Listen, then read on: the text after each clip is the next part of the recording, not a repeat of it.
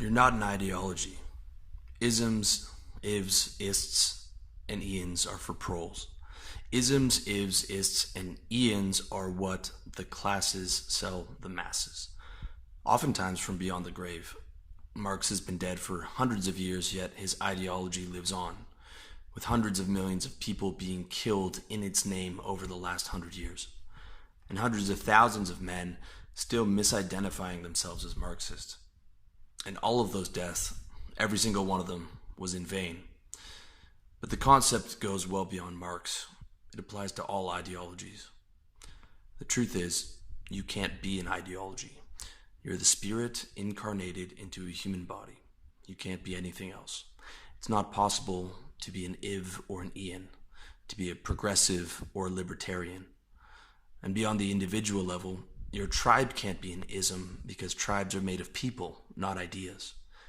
And for them to be your people, they have to know your name at the very least. You're a spirit incarnated into a human body, and you can't be anything else. Sure, you might call yourself an entrepreneur as a shorthand way of communicating to others, but you have to know that you're merely a human who does business. It seems like a small difference, but it's a big difference, especially when it comes to ists, ifs, and ians. In this election cycle, I saw people fighting and dying in the street over isms, over movement leaders who don't know their name because they believed they were an ist and that their ism was their tribe, but it was all in vain because isms and ists are mental viruses. You are not an ist and your tribe is not an ism. All philosophy starts with first premises, and the premise that you're an ist who belongs to an ism is not even possible. You are the spirit incarnated into a human body to play the game of life. Your tribe is the people you're close to, who know your name, and who care about you. Thinking otherwise is mental slavery and is intellectually lazy.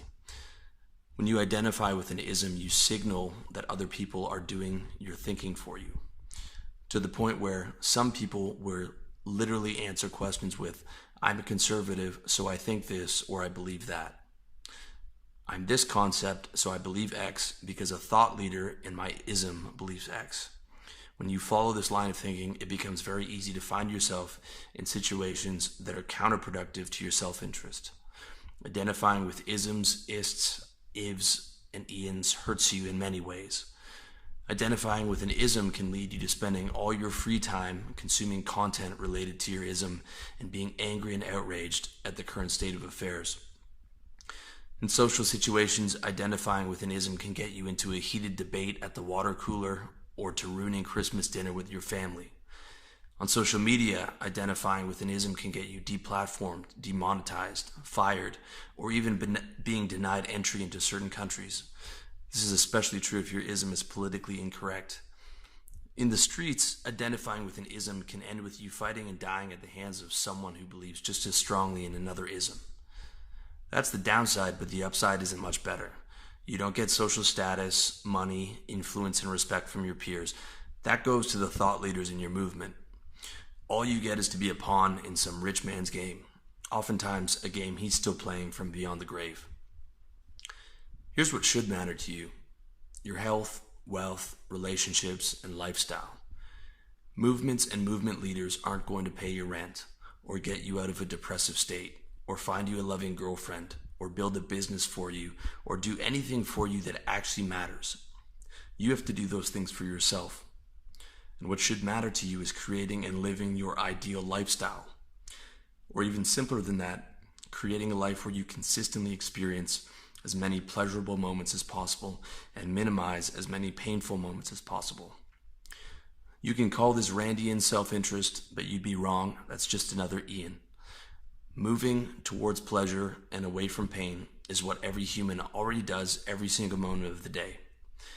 Or at least they try to, but most people aren't very good at it and end up actively doing things that sabotage their happiness.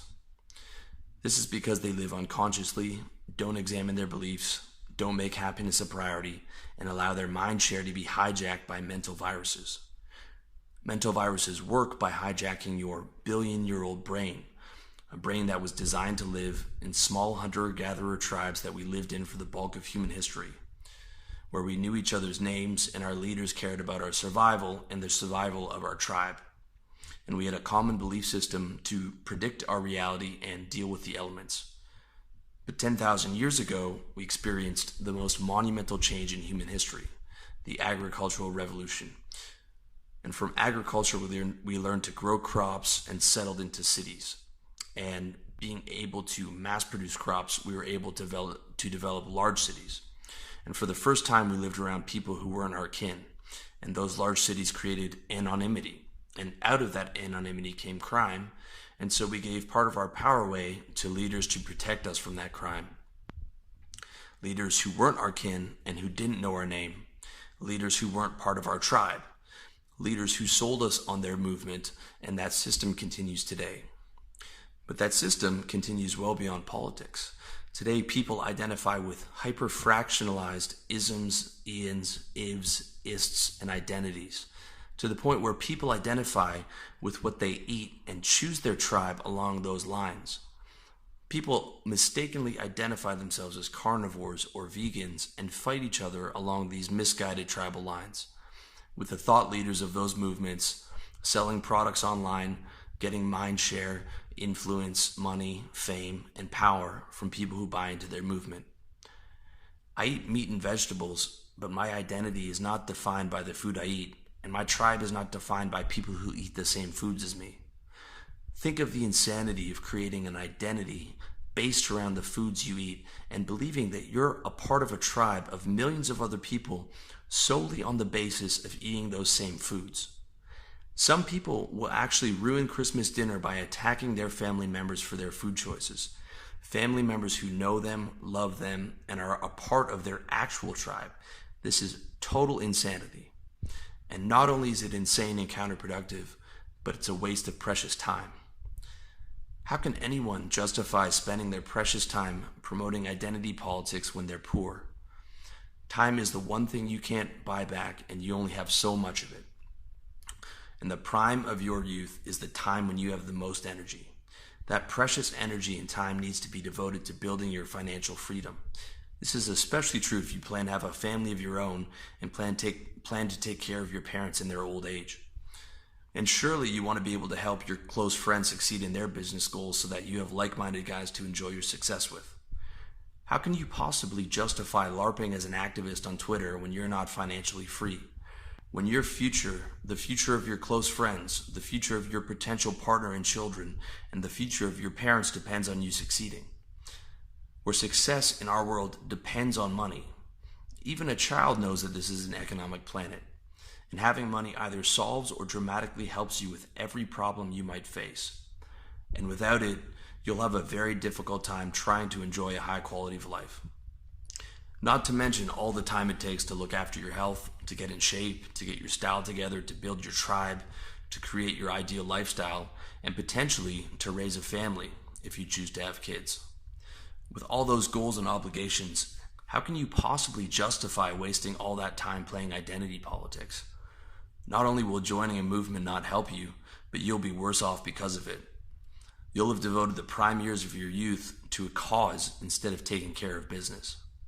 Think how many elderly parents are going to suffer because their children misguidedly tried to pursue some sense of significance through identity politics. Think how many children will suffer through living a subsistence-level lifestyle because their parents spent the prime of their youth trying to force people to only eat certain foods. Movements give you nothing and ask everything. Not only do you not get the mind share, the money, the power, the influence, and the fame of a movement leader, but nothing of consequence will change because of your participation. The minimum requirement for a seat at the table of change is $1 billion or an army of your own, and not a Twitter army, a real army with real guns. And even with those things behind you, you're wading into a war, and war is misery for everyone involved. And if you don't have either of those things, you don't matter, at least not on a political stage. But I'll tell you who you do matter to. Yourself. And that's the person you should be living for your happiness and the happiness of the people in your actual tribe, people that know and love you. That's why I'm not selling you on a movement, and I never will. My goal is to liberate you and give you the strategies to live your best life. And that's why I chose the name Will Free Men. I'm not trying to change the world, and I never will. I'm trying to change your life and the life of everyone listening and watching this. If you know me and love me, I consider you a part of my tribe, but there is no movement I'm trying to sell you. Instead, I sell self-improvement products to help you live a better life, and I promote those products through creating free content in the hopes that you become a customer. In return, I get the satisfaction of helping others as well as money, influence, and status. But it's a transparent exchange of value. I offer value without shaming you into acting against your self-interest, without hijacking your amygdala through fear, without pretending to be a self-sacrificing martyr who doesn't care about profit, without trying to make a mental slave out of you by implanting your mind with an ism, in, or if. Instead, I sell you on yourself and give you strategies for living a happier life.